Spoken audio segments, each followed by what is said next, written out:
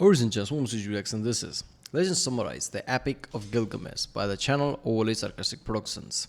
Yes, this is another like a myth type of video, but it's legend summarize, so it talks about legends.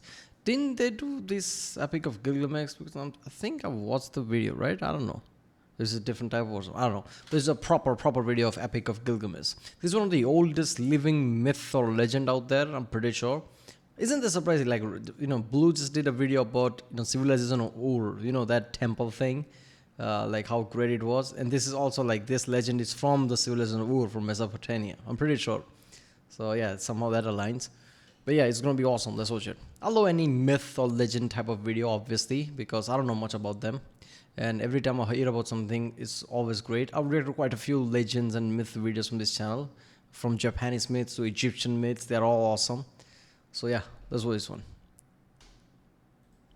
It's a common belief among storytellers that storytelling is the most important facet of humanity, which is a very understandable bias for us to have. And while branding it the absolute pinnacle of human nature might be a bit indulgent, there's something dizzyingly awe-inspiring about the endless chain of tales and legends that links us through 100,000 years of forgotten names and vanished lives. Our roots run deep and dark through the forgotten places of history, stories so old we don't even realize how old they are. Some of those stories are stellar. In many places around the world, the Pleiades star cluster is referred to as the Seven Sisters, which is noteworthy because only 6 stars are visible, and in the myths, one of the 7 sisters is typically missing, dead or abducted or hiding in shame, leaving the other 6 behind. What's interesting is that there actually are 7 stars in the Pleiades, but 2 of them have drifted so close together that they cannot be distinguished with the naked eye. How does the myth know that there were once 7 sisters and that their number has been reduced? Well, there was. Yeah, there are many stars in the skies. Actually, a lot than you would think. They are not just 1 but 2, but they're close together, binary stars. There are way too many binary stars there. A time when there were 7 visible stars in the Pleiades 100,000 years ago. So maybe the story knows that they went from 7 to 6 because the story is 100,000 years old. Some of these stories describe a world that no longer exists. Australian Aboriginal mythology and folklore often warns of giant, dangerous creatures that align very, very closely with the megafauna that used to roam its plains, like the Diprotodon, megafauna that's been extinct for 40,000 years. I mean, look, the stories are 100,000 years old. I mean, it doesn't feel that weird when you think about it, because 10,000 years old, that's when the, people actually start to become more of a, group, like, civilization type of, I don't know, like, basically cities. I don't know cities, but, this is when they start to come together, right? Farming and everything, like, modern version of humanity can be traced back 10,000, but before that, humans were more like a tribal, like constantly moving type of people, hunting, moving. So, humans have been here for a long time. 100,000 years ago, it's like 10 times back. Yeah, so first of all, how the fuck language, carried over? Because language probably changed over time, a lot. So, some stories surviving that all, like, damn. 100,000 years is like way too back, like way too back. Like when you think about like 4,000 years back, right? That's when the 2000 BC. That's like pyramids. Like that feels old. 100,000 years old. Like damn. Surprising anything survives from that time. Art in the region depicts marsupial lions that have been extinct for a brisk 30,000 years. It's very cool to catch glimpses of the truly staggering longevity of storytelling, but unfortunately these cases are the exception and not the rule. While the lineage of many myths and legends can be theoretically traced back thousands of years to key events in the archaeological record that may have shaped them, it's the nature of stories to change with every telling, which is why searching for crisp historicity in ancient legends is a recipe for madness. The evolution of stories is very similar to biological evolution. It's often the odd little consistencies across a seemingly unrelated menagerie that let us identify and trace back a lineage, and just like in biology, in the grand scheme of storytelling, almost everything is lost. We might want to find or reconstruct the original version of these ancient tales, searching for those truly ancient stories, but the original is gone, shattered into the branches of a family tree with the vast majority of its defining narrative lost forever, only scraps and hints and fragments cluing us into what shape the common narrative ancestor might have once taken. The great tragedy of this kind of research is that sometimes things are just gone. Paleolithic cave paintings are eroded away by wind and water. The key historical details in a legend are lost when the teller doesn't think them interesting enough to pass along to the next generation. A civilization's records are miraculously preserved, but the language they're written in dies out. Especially with the certain type of dictators, like, I don't know, Genghis Khan or something, just comes and wipes out the whole town. You don't know what the culture of that town was or what is lost during that time. A lot of things get lost all the time.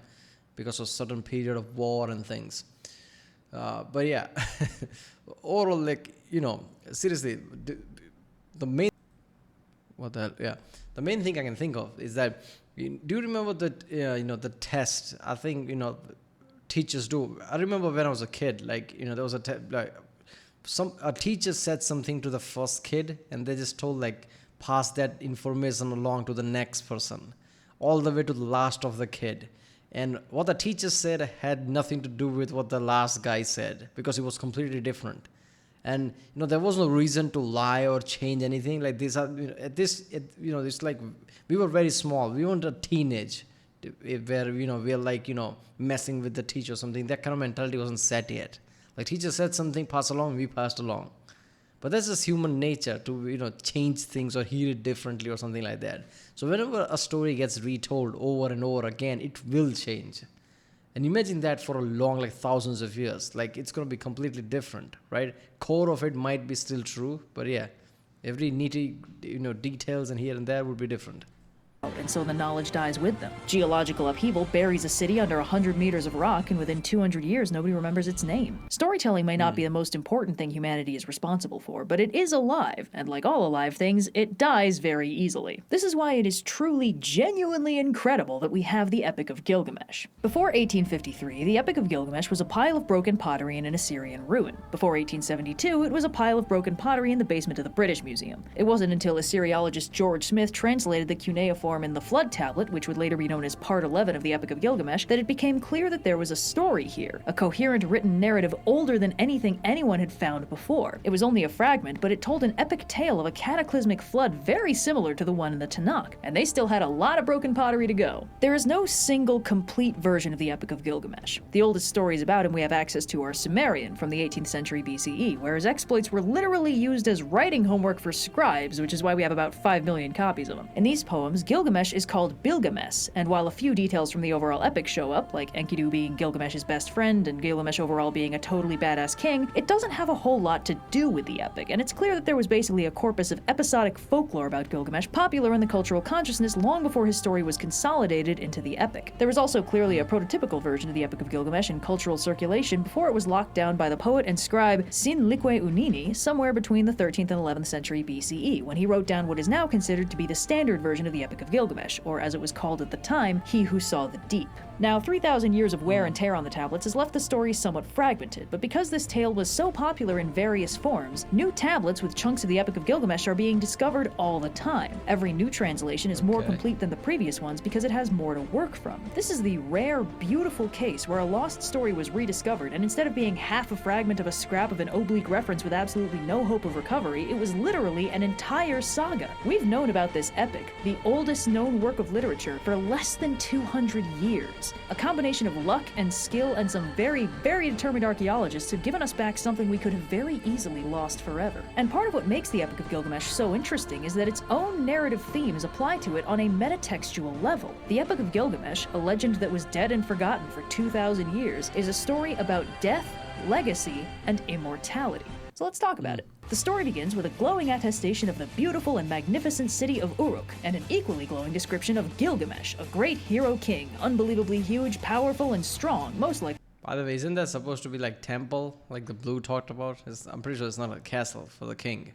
In large part because he is 1/3 man, 2/3 god. However, despite being a great king, Gilgamesh is kind of a terrible person, harassing the young men of his city in some unspecified way and harassing the young women in a very specified way. The gist is that when a young woman gets married, she spends her wedding night with Gilgamesh first and her actual husband second. This is not a great arrangement for anyone but Gilgamesh, and the women of Uruk are just about sick of it, so they petition the gods for help. The gods roll up and deliberate what to do about Gilgamesh being a huge turbo tyrant, and eventually they decide the only logical solution is to create Gilgamesh's equal, someone who can stand up to him and make him chill out. The goddess Aruru, creator of humanity, shapes some clay into a massive and powerful wild man called Enkidu, an absolute and literal beast who spends his days in the wilderness with the animals, causing problems for the local hunters. All the concept of like how all the life comes from dirt, carries over to a lot of different mythologies, right? Like making a being out of dirt and clay. Because mentality, we all came from earth, so we all come from the dirt or something. I mean, it kind of makes sense when you think about it, but it's surprising that how all mythologies kind of has a similar thing. hunters, which means the number of unstoppably powerful demigods causing problems for innocent locals has changed from 1 to 2. Good work, team. The hunters try and figure out what to do about this huge monster man that keeps wrecking their traps and freeing their prey, and they settle on the creative solution of calling in an expert on getting men to behave, the legendary prostitute Shamhat, whose reputation turns out to be well-earned because after engaging Enkidu for an entire week, the man has somehow learned language, showering, social skills, table manners, and how to immediately go at it for another week. I like how even this kind of an old story, like, what is the answer to everything? Yeah. Every man, doesn't matter who it is in the end a simp. That's what it is. In between completing her Tarzan speedrun any percent, Shamhat tells Enkidu about the legendary king Gilgamesh, and he catches wind of Gilgamesh's abuses of power, and immediately resolves to go and fight him 1v1. Enkidu and Shamhat head to Uruk, and the people marvel at this strange, wild man. Animalistic in nature, but just as strong and powerful as Gilgamesh himself. As Gilgamesh makes his way to the newest newlywed in town, Enkidu blocks his path and challenges him to single combat. They fight, and while the details of their clash are obscured by damage to the tablet, when the signal fuzzes back in, Gilgamesh and Enkidu stop fighting, kiss, decide to be best friends for life, and then Gilgamesh introduces Enkidu to his mom, officially setting the first world record for the enemies to lovers trope, which has yet to be surpassed. A couple lines later, Gilgamesh decides on a whim that he wants to go and kill a big monster, a terrifying fire-breathing creature by the name of Okay, I'm pretty sure some translation, I guess he did translation differently, bro, because no way this is how the story is gonna progress. That's not just 180, that's like, holy shit, like 183 times. That was weird. Alright, seriously, I didn't see that coming. Alright, I hate the fact that, details of the fight is, lost in the, because of the damage of the tablet. Because I really want to know how they're going to describe the fight. Because anybody who wrote this story down would have described the fight the way they fought at that time. So that would have given us some kind of context. Like this old, like the civilization of Ur or whatever, how they fought, right? How details of it.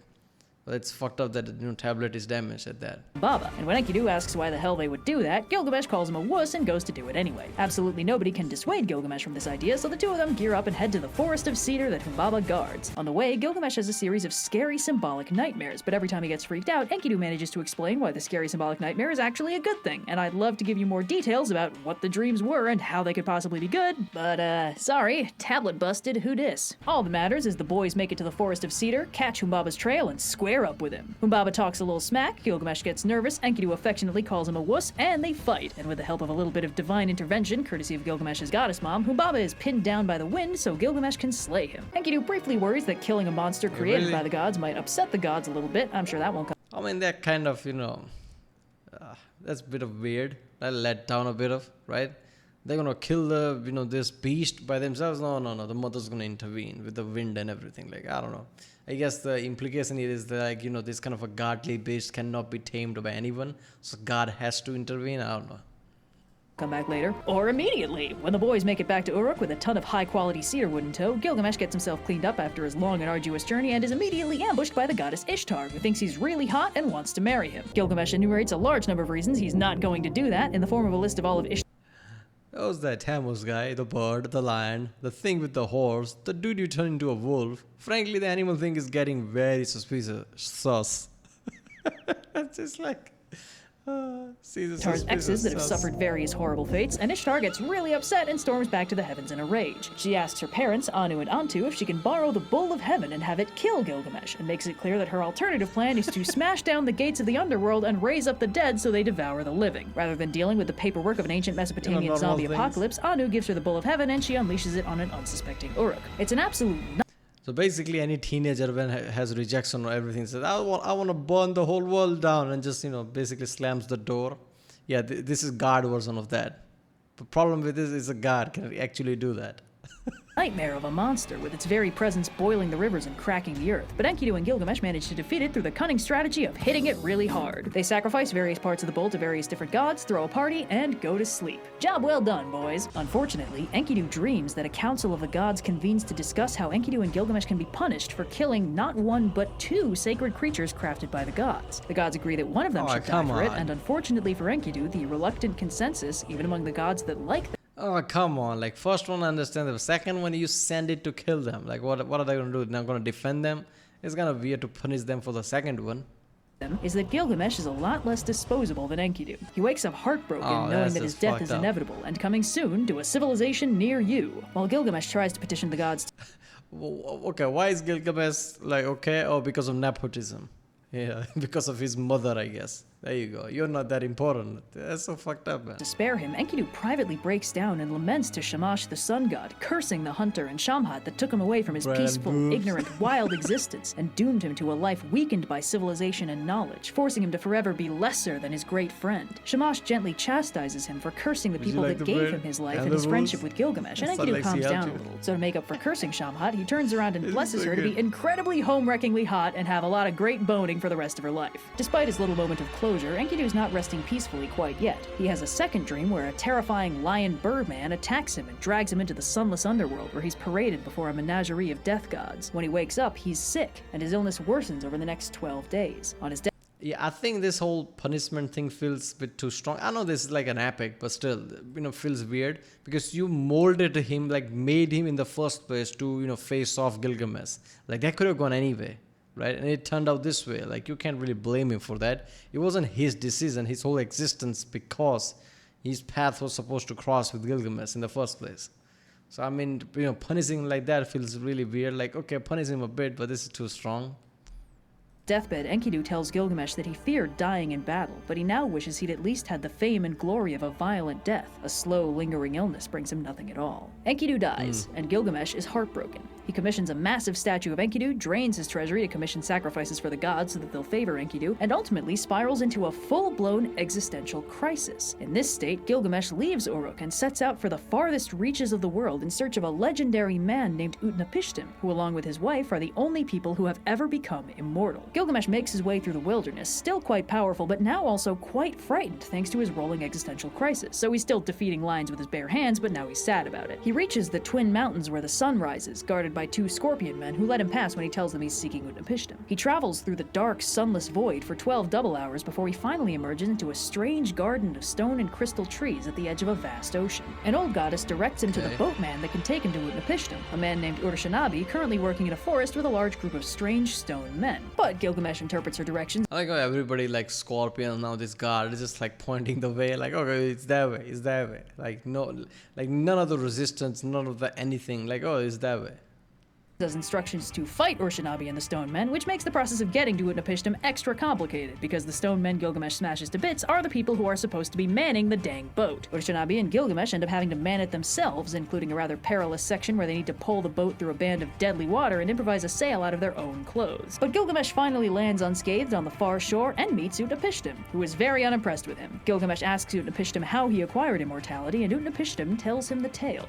A long, long time ago, Utnapishtim lived in the great city of Shudapak, where one night the god Ea came to him in a dream and told him to forsake his house, abandon his wealth, and build an enormous boat, filling it with everything needed for life to survive. Ea does not elaborate why this is necessary, but helpfully provides him with a cover story for this apparent madness. If anybody asks, Utnapishtim has somehow incurred the wrath of the god Enlil, a notoriously volatile god of wind and storms, and so Utnapishtim has to go live in Ea's oceanic realm. Ea also says that he can tell the others that soon Shudapak will experience a rain of plenty, a shower of bread cakes, and a torrent of wheat. Ea's suspicious caginess and oddly meteorological metaphors clearly alarm Utnapishtim because he obeys without question, emptying his treasury and sacrificing his livestock to ensure his workmen are very richly compensated for building the massive ark as quickly and as well as possible. Utnapishtim loads up the boat with his family, some workmen and artisans, and a whole bunch of animals. On the day Ea warned him of, he seals the hatch, and the rain begins to fall. A deluge unlike any other drowns the city and drives the gods up into Anu's realm, most of them grieving the destruction and the death of humanity. After 7 days, the rain finally stops, and Utnapishtim... Wait a minute, what? Why is this very similar to Noah's Ark? This predates Christianity. I'm guessing Noah's Ark story as well. And this story was lost until very recently. How does this have similarities between Noah's Ark and this? Like that's something, like, right? Am I the only one who think this? Like it's very similar to that. cracks the hatch to survey the terrain. The outlook is not good. There's ocean as far as the eye can see, and only the highest mountain peaks are visible as tiny, barren islands. He grounds the ship on one of them and starts sending out birds to look for livable land, and after 2 failures, he releases a raven that flies far enough to see the waters receding. Utnapishtim makes a sacrifice to the gods, and being basically the only human alive and currently praying, all the gods turn up, including Enlil, who the other gods are none too pleased with, because it turns out Enlil is the one who came up with this You go, well, at least I kept my word. Sir, I definitely won't tell anyone about your awesome murder plan. So basically, all gods need human. Is that it? It's just like, oh, thank God, at least there's one human. Everybody just rush to him. dumb flood plan himself to try and fix overpopulation, and somehow convince the other gods to be sworn to secrecy about it. Enlil is furious that Utnapishtim survived, but Ea calls him a dingus for orchestrating this whole unnecessarily dramatic debacle, and Enlil calms down. He takes Utnapishtim and his wife and declares that they are now immortal like the gods, and decrees that they'll live far away from the rest of the world at the source of all rivers. So Utnapishtim and his wife are whisked away to this beautiful and alien land, and that brings them to today. Since Gilgamesh doesn't have the option of surviving a cataclysmic flood and convening every god in the world to talk about it, he's not entirely sure what he's supposed to take from this, so Utnapishtim tells him if he wants to conquer death, he's gonna have to start by conquering sleep. He challenges Gilgamesh to stay awake for 7 nights, which Gilgamesh declares to be child's play before immediately passing out. When he's eventually nudged awake, he insists it was only a brief doze, only to see that Utnapishtim's wife has helpfully baked him a fresh loaf of bread for every day he was asleep. There are 7 of them in total, 5 of which have become completely inedible. This is very disheartening for Gilgamesh, and while Utnapishtim won't give him a do-over, he does take pity on the poor guy and cheers him up with a nice hot bath and a makeover to get all the depression gunk off him. He also kicks out his boatman, presumably so nobody else winds up on his front lawn with delusions of grandeur. As Gilgamesh and the boatman go to leave, Utnapishtim gives Gilgamesh one more option to stave off the Reaper, a rare plant found under the ocean that restores the youth to anyone who eats it. Gilgamesh immediately dives in and finds it, and plans to bring it back to Uruk and test it on some random old guy before downing it himself, but then he leaves it unattended and a snake eats it. Womp womp. With Gilgamesh's pursuit of immortality officially completely pointless, and What the fuck was that? What the fuck was that? Like, why have that in the story? Like, is it showing like how clumsy he is? Like, actually have this kind of an immortalizing fucking weed, and yeah, oh, look at that, he made a mistake and a snake eat it. Like, why have that in the story? That's just like... with no way back to Utnapishtim or the plant, he despondently returns to Uruk, and the story ends the way it began, with a description of the wonder and majesty of this great city, far greater than the life of any one man. There is something incredibly poignant about reading this story almost 5,000 years after its historical setting. If the historical Gilgamesh who ruled Uruk sometime between 2900 and 2350 BCE truly suffered the Memento Mori crisis that his fictional counterpart did, then it's a strange form of immortality he's found himself in. One, like Utnapishtim, granted by no action of his own, but by the choices of a group he had no power over. The people of Uruk told his stories for 1,000 years after his death before they were codified in the tablets we have now, a distant, abstracted immortality very far away from the world of the living. Gilgamesh could not have an immortal life, but when he gazes on Uruk and sings its praises in the final lines of the tablet, he hints at the immortality he will inadvertently achieve. He was terrified of death, but when he stopped running from it and returned to the city he lived to protect and rule, he became a king worth immortalizing, worth telling stories about for 2,000 years, stories then worth recovering and translating 2,000 years after that. Immortality is memory and legacy and history. So it isn't outrunning death, it's outlasting it. Storytelling may not be the most important thing humanity's ever done, but it is how we share the gift of immortality with the people and stories that we love, and in a very real way, it's an honor to carry that on. But while we're talking retellings, look, I couldn't give less of a shit about the Fate franchise, but it drives me up the fucking wall that this is their design for Gilgamesh. This gold-plated broomstick? 2/3 god with a 6-cubit stride? You're telling me it's not this beefy muscle man? You're telling me that is supposed to be Alexander the Great? Who did all of his best work before he was 25? It's a rare treat for the Fate franchise to have designs that even come close to making sense. But these designs would actually kind of work if you just switched them. And instead they did this. And I hate Yeah, that's definitely Alexander the Great. Look at that face. That's definitely him. And yeah, that feels like the Gilgamesh. it. I hate it so much. I can't believe they do this to me. What have I become? For this video, I mostly reference Andrew George's version, which is very good at being extremely specific about citing individual tablets and filling holes in the original text with cited alternatives from other source documents. It's also quite good at not overdoing the poetic license. So if you're looking for a very solid, robust version of the epic, that's as close to the original. Yeah, I think we trust you, right? If you come up with this is about right. Yeah. All right. So I guess I can understand the ending of the story. Sure. Like any historical event that was immortalized, people use that word already, right? If you're immortalized some way, like from a statue, from some historical thing, like a book, a poem, that you are being immortalized. Lesbian, that is the word people use. So in that way, that is immortality. like, outlasting it, like she said. That was a great quote. Yeah. Right, well, that was Legend Summarize the Epic of Gilgamesh. If you liked my reaction, don't forget to subscribe. I've done quite a few OSV videos already. If you haven't seen them, check out the link in the description. You'll find it there. Yeah, I'll see you next time.